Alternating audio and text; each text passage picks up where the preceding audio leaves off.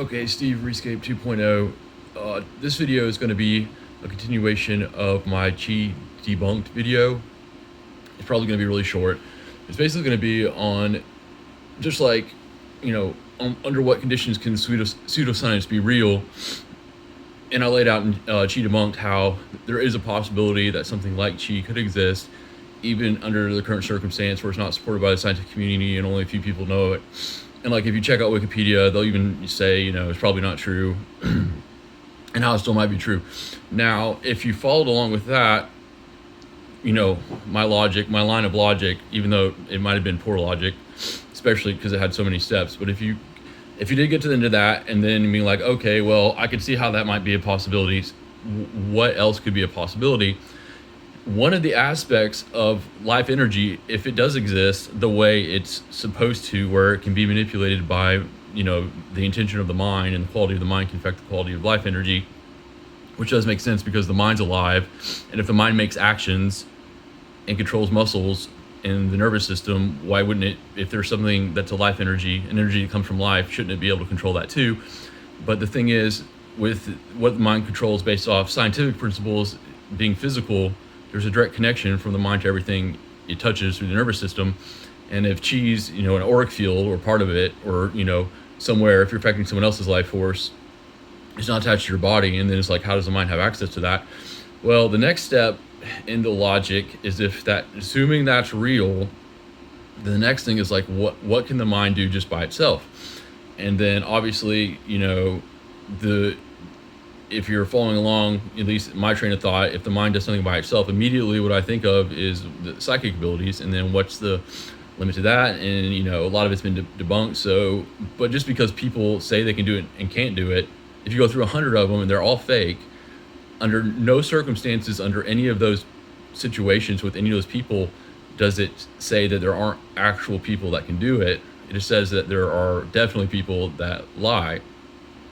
And I know it's like, the logical fallacy of it, if it can't be proven wrong, then, can it really be verifiable if there's not a condition where you be proven wrong? In that situation, when you're finding out people lie, you can do that forever. And if it doesn't exist, you'll just keep finding people lie. It doesn't mean that it's real. But what it does to me, if you're a truth seeker, is that it might still exist. And so if it does, you should still seek it out for yourself and don't just trust other people to do it, because, some people may have found it, and then it can be in the same category as Chi, and that just science doesn't know what to do with it. And then if scientists, try to study it, they can't spread it, because again, if it comes from a human being and it's not from a chemical or matter that can be verified in multiple places because they have the multiple ingredients, but you can't make human beings an ingredient.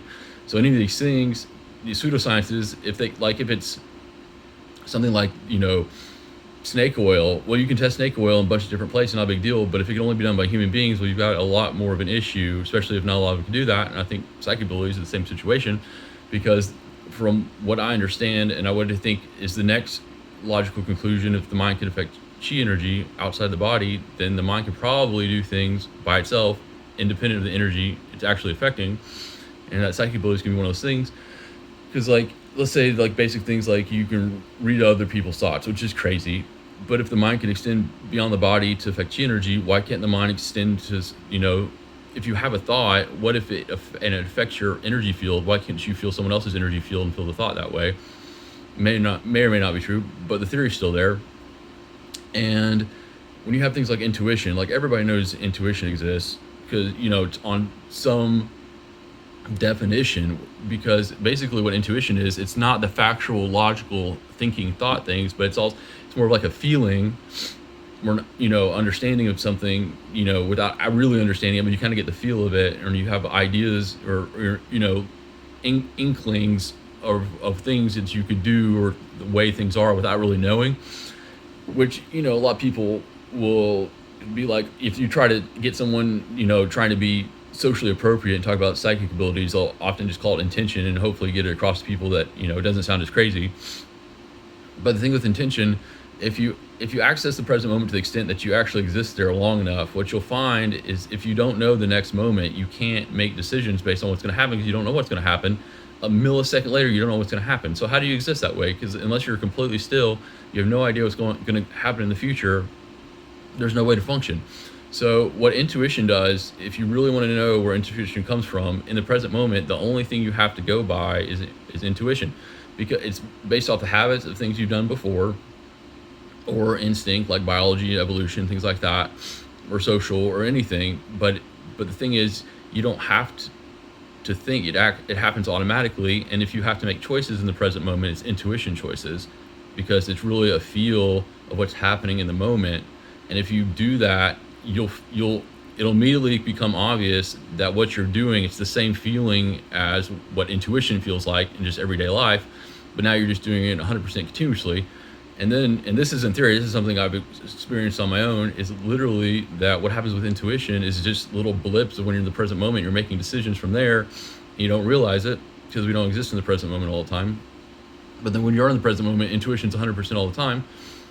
And then you're like, okay, so that's how it works. Now, also, one of the things I talked about, like how nobody wants to go to the present moment because the mind's built to not, to have discontent. One of the ways I'm motivated to get in the present moment, and probably a lot of people that watch this channel probably has the same thing, if you don't realize it, you will now that I've told you, is that only in the present moment are you going to find truth. The fact that time's an illusion and that, the past and future don't actually exist, if you're going to see something that truly exists, you're only going to experience it in the present moment. So in rescaping reality, when you want to change your fundamental perception of reality and see what, to an accurate, viewpoint, whatever it is, you're only going to figure it out or find what's real while you're in the present moment and being there. And so it's like, if you're doing any kind of mind spirit exploration or something, that's the only place it's going to be effective. So that's one reason to go there if you're seeking truth. And then the other thing is, if psychic abilities exist, and like when your mind affects chi, you have to do that right now. You can't think about doing it in the future. It has to be right now. And then, so if the mind's doing anything independent of the chi, it also has to be right now. So what happens is, when you are able to access the present moment for a long time, and why it's easier to have psychic abilities while you're, if you pray, this might sound crazy, but when you pray, you have a psychic connection with God. It has to be psychic because he's not physical. So, but people don't think about it that way. But if you can have that non-physical connection to God, why couldn't you have non-physical connection to other people? I mean, it's not that big of a stretch, assuming you believe in prayer and a connection to some higher power. But it's all in the present moment. So what happens with psychic abilities, the same way that you'll experience intuition, how intuition's often used to describe as psychic abilities for to be socially accepted, is you actually will start having psychic abilities if you stay in the present moment long enough, simply because you'll find the truth in the present moment that you actually do have psychic abilities and just never noticed before, because nobody exists in the present moment.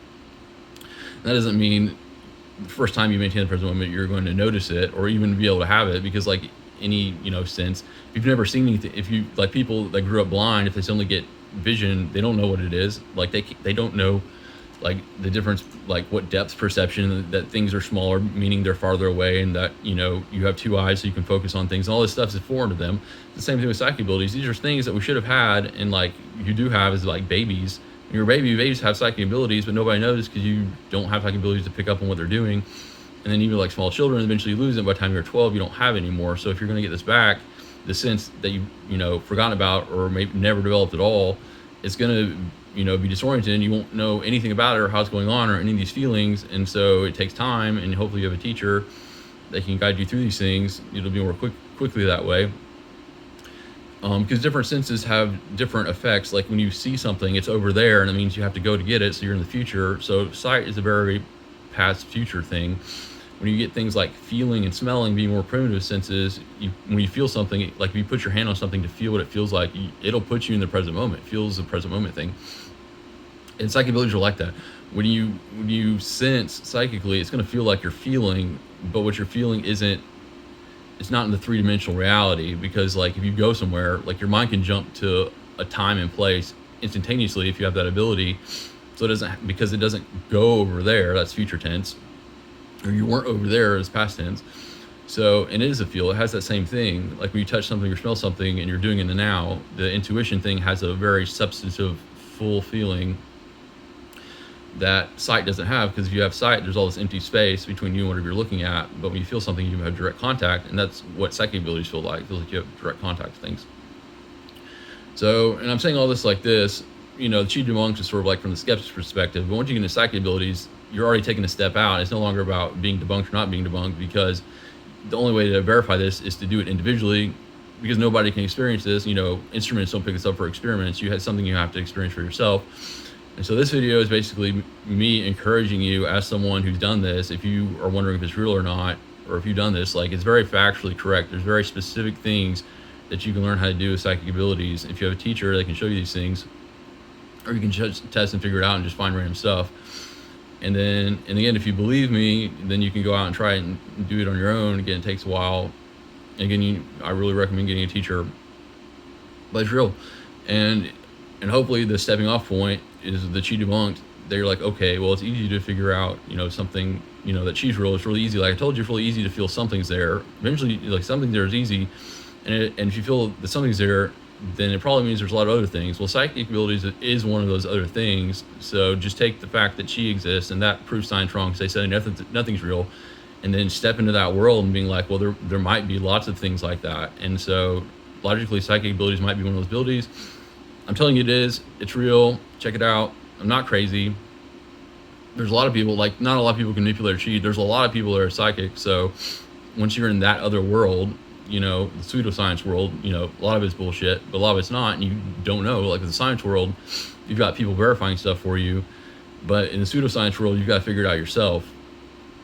So I highly encourage you to do that. If you're seeking truth's going to be found in the present moment. This is definitely part of, on the pursuit of truth, certain things, if you're going to figure out how a lot of things work, there's basic things you have to have and understand, like, as a fundamental, building block.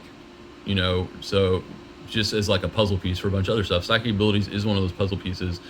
So seeking truth, I would definitely seek how to do these things, because it is a sense. It's a sense, like, it's one of the five senses. It's a sixth sense, intuition, sixth sense. Apparently the human beings have like 32 senses, like, where you can, like, touch, blind, you can feel where your body is real to your body and things like that. Sense of time, about how much time's gone by. And so things like that. Well, this is one of those. But again, you can test people doing this. You can't test people doing this.